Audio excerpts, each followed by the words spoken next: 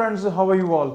Those who are watching this video first time, I want to tell that myself Dr. Divakar and I make videos on dental related topics and on oral maxillofacial surgery. Today I came up with the new video regarding the cheatal forceps. Yes, on the cheatal forceps. We all are dentists aware that what is cheatal forceps. My main concern of my today's video is that where we have to place the cheatal forceps in our dental clinic. हम dental clinic के अंदर cheatal forceps को use करते हैं जो sterilised हुए instruments हैं उनको उठाने के लिए, और हमें जो cheatal forceps हम यूज करते हैं cheatal forceps को हमें डेंटल क्लिनिक पे कहाँ हमें जो उसको सेफली हमें उसको रखना चाहिए कि हमारा cheatal forceps कंटेमिनेटेड जो है वो ना हो. So this is the cheatal forceps. ये cheatal forceps होता है और ये cheatal forceps के हैंडल हैं और आगे इसकी जो होती है इसकी बीक होती है. तो इस cheatal forceps से जो है हम ऑटोक्लेव्ड किए हुए इंस्ट्रूमेंट्स को, स्टरलाइज्ड इंस्ट्रूमेंट्स को उठाते हैं ताकि वो कंटेमिनेटेड ना हो.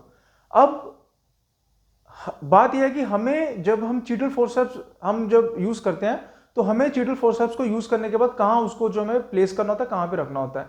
तो मैंने कई बार देखा है, बहुत सारे मैंने सिनेरियोज में देखा है कि हम लोग cheatal forceps को यूज करने के बाद ऐसे टेबल के ऊपर या ऐसे किसी भी सरफेस के ऊपर हम छोड़ देते हैं, ऐसे रख देते हैं, सरफेस के ऊपर रख देते हैं, और फिर जब दोबारा हमें कोई इंस्ट्रूमेंट को उठाना होता है तो फिर यही cheatal forceps उसी जगह से उठा के, सरफेस से उठा के हम इंस्ट्रूमेंट को उठाते हैं. ऐसा करने से जो हमारा cheatal forceps है, जब हम उसको ऐसे ही किसी भी बेयर जगह पे, ऐसी जगह पे रख देते हैं तो चांस होता है कि cheatal forceps जो है वो कंटेमिनेटेड हो जाए.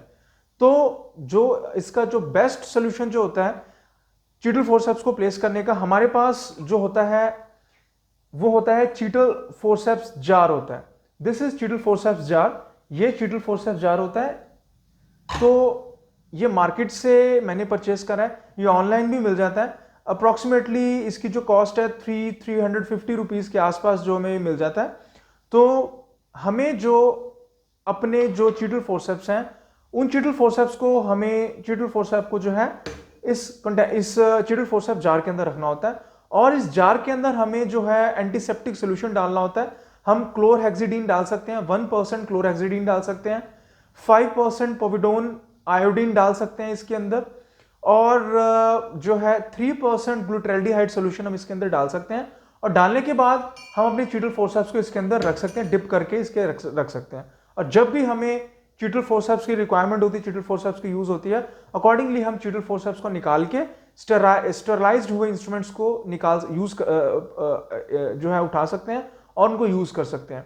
और जो इसके अंदर हम सोल्यूशन जो डालते हैं, cheatal forceps के अंदर जो हम सोल्यूशन डालते हैं, उसमें यह रिकमेंडेड होता है कि अप्रॉक्सीमेटली 14 डेज के बाद हमें जो सोल्यूशन है उनको जो है वो चेंज करना होता है. 14 डेज के रेगुलर इंटरवल के बाद हमारा जो एंटीसेप्टिक सोल्यूशन है हमें जो है उसको चेंज करना होता है, हमें नया डालना होता है. तो ये जो है मेटालिक cheatal forceps जार है.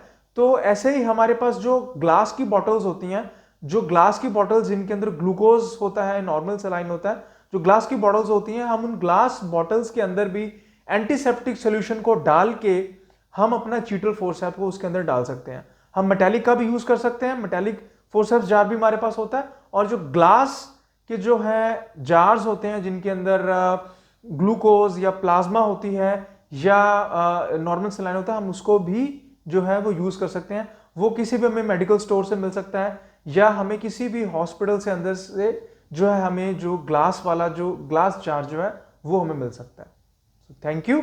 आज के वीडियो में बस इतना ही. Thank you very much.